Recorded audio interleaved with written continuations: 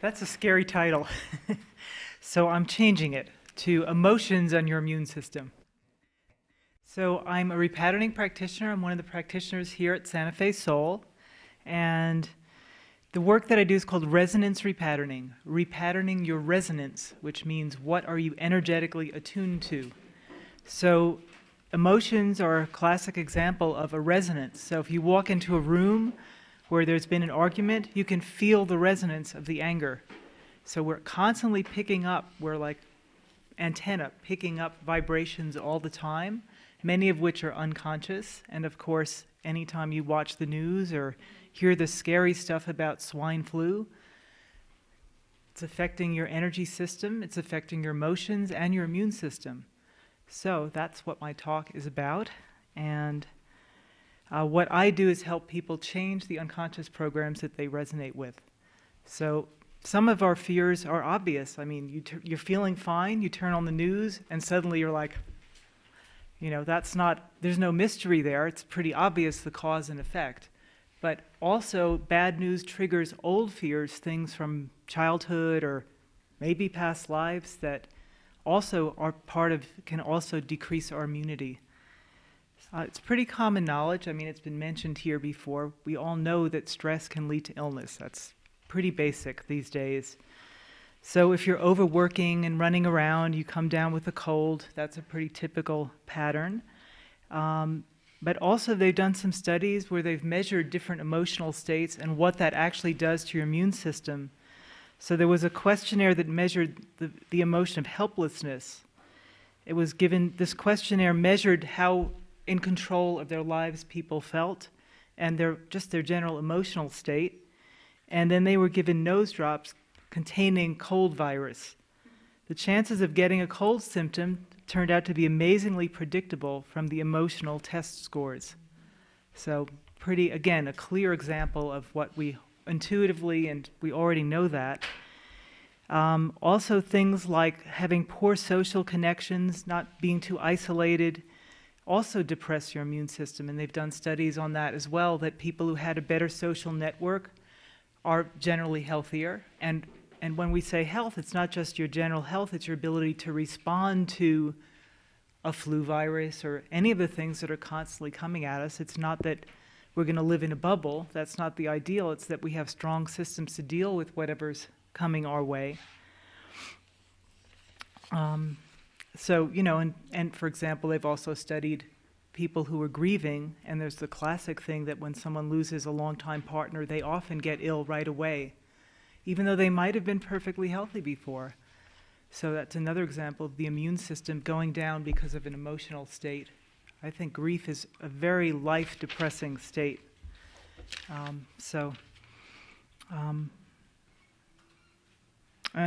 when I was doing a little research on this to get a little bit more about the science, because I work more on the level of energy and frequency. I'm not really in the science mode, but it was interesting to look at that. There's a book called Molecules of Emotion. It's by a woman named Candace Pert, and she's done amazing research. She's like one of the primary people doing the research on how do emotions actually show up in the physical body. And she's discovered over 88 of these chemicals called peptides, and we have receptor sites, a lot of which are in our immune cells. So there's definitely a connection between emotions and our immune system that has actually been seen. Again, we know this from our lives.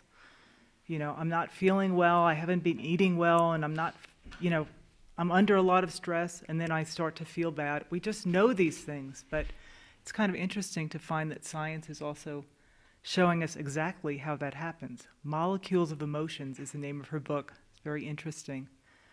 So that's the science piece. One aspect of that is, again, the biochemical aspect of our emotions and how it affects everything in our body. And they've discovered that 80% of our immune system is in our gut. So all of our emotions, that tends to be a big place where we talk about our gut feelings. So fear is one that usually goes right there. So think about that's actually literally affecting your immune system.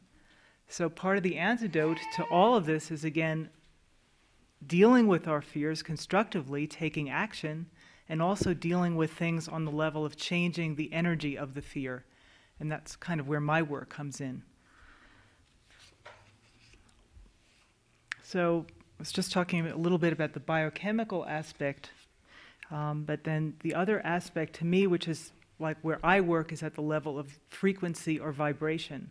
So as Monty was talking about that before, there's a number of practitioners here that work specifically with changing the frequency or the vibration.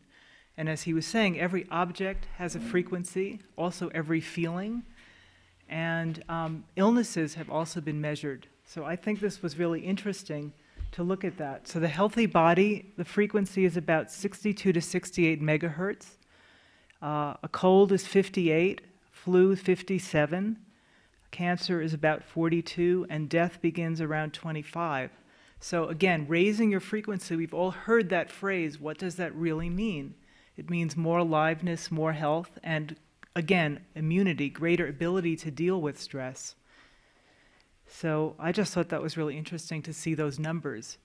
So if you're worried about swine flu, keep your frequency above that. No? We plug ourselves in? Is that what we do? Well, yes, actually, you can do that, but that's not my work exactly. I don't use machines in my work, but again, it's similar to what some of the machines do in that it's, again, bringing us into alignment with higher frequencies. So I'd actually like to just show you some simple things here that I do in my work. So these can bring up your frequency. So basically, the two things that I feel in response to fear and other negative emotions, one is calming down, which everyone has said, you know, getting your stress level, your internal stress level down, dealing with your emotions. And the other is to take constructive action. Because it's not that stress in itself is bad. If we can deal with stress, like the study about helplessness found that people who felt empowered to deal with things, actually your immune system is boosted by a certain amount of stress. We're actually designed to respond to different things. That's why we have an immune system. But it's just, again, strengthening that and eliminating the things that weaken us and get us sort of below the baseline of health. So for calming, I'd like to show you something called the calming crossovers. And 1 minute. okay, Someone. all right. So I'll just teach you something really fast. This is called zip-ups. And if you're watching the news or somebody's being very negative about swine flu or anything else like that, you can do a little zip-up. And what you do with this is you imagine you have like a zipper up the midline of your body. You just bring your hand up and out to the side. And this works on your conception vessel and protects you against negativity. And you don't zip down because that's like a kind of a downer, so you just go up. And if you want to be subtle and you're sitting down and somebody's just